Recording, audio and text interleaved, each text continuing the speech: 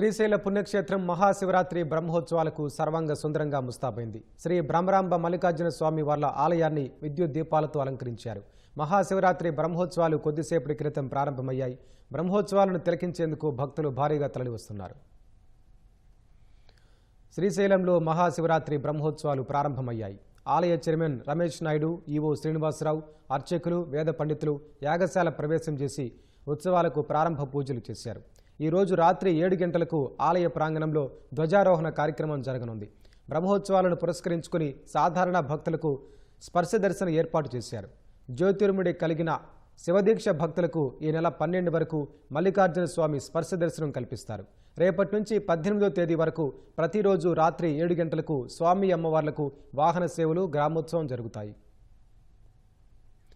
శ్రీశైల పుణ్యక్షేత్రానికి భక్తులు కాలినడకన తరలి వస్తున్నారు. ఈసారి సుమారు 10 లక్షలకు పైగా భక్తులు వస్తారన్న అంచనాతో దేవస్థానం యంత్రాంగం భారీ ఏర్పాట్లు చేసింది. అదనపు క్యూలైన్లు, మొబైల్ టాయిలెట్స్ ఏర్పాట్లు చేశారు. క్యూలైన్లలో మంచినీరు, అల్పాహారం, బిస్కెట్లు పంపిణీ చేస్తున్నారు.